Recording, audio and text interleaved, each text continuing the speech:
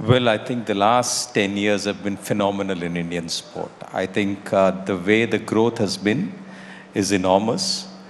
The inspiration has been fantastic. No time before has the Prime Minister of the country spoken about sports so much. No time before has a prime news channel kicked off with sport as one of its major events. So I think we are looking at sport as a primary news making, as a primary decision making, people taking up sport.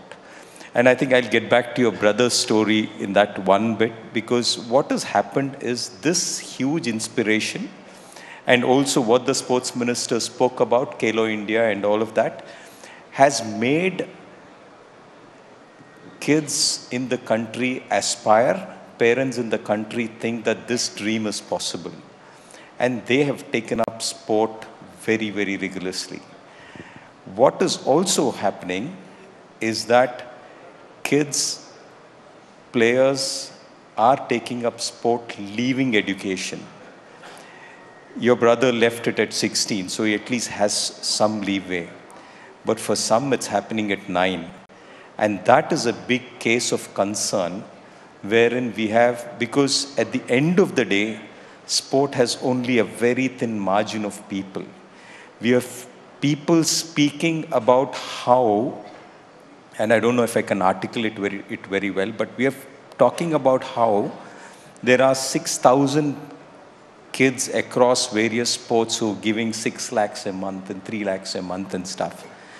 But in reality, what happens to the 5,600 people who don't make it? Where are they going for their jobs? Are they skilled enough for their next journey? I think this is a big case of concern for me, who has seen the entire ecosystem of sport. For me, I think if you fail at 21, and if you have the education and the skill set, like I really loved when Barun said, I will pick people who have played sport. But what happens if that guy doesn't have any education at all? And this is a cause of concern. So at 30, if you're a world champion, you have another 30 years to live, and you don't have the skill sets for the next set of your life, what happens to you? So these are more of the concerns, because we have grown too fast as a country in sport. We are still pushing forward in big force, and that is amazing. On that side of the story, I'm super excited, and it should continue. But I think we need to look at the entire ecosystem, because all it takes is one generation of failed sports person to show that the society, to show to the society, or the society will see it and say, there's no use playing sport. So you don't want that to happen.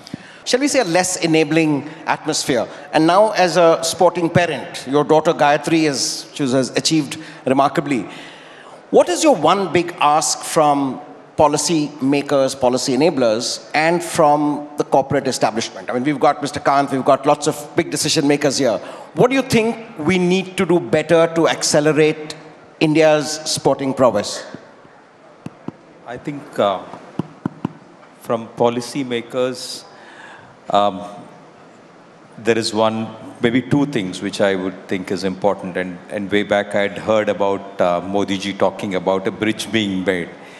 He said somebody who's making the bridge is different, somebody who owns, like the municipality owns it, the railways has to build it, the roads have to be, they're different people. So in a similar sense, for performance, there are too many people involved. There is associations, there's government, there's private parties, there's managers, there's the whole lot of ecosystem. So I think that needs to be streamlined. Because on one side is the corporate side, the marketing side, the entire ecosystem of very different things. But performance is purely another ball game. It needs a set of people who are really committed, whether it's players, whether it's coaches and support staff, and an ecosystem which builds performance. We need to keep that isolated from the rest of it. So I would really look at policy and say, boss, get this done for us. Okay.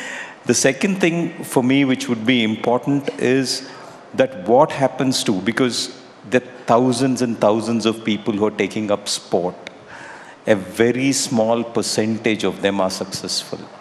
What happens to the huge number which we don't make it?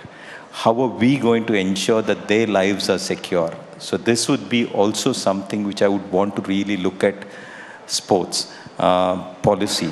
And one legislation which I would really love to see is government telling that we are not under bureaucrats.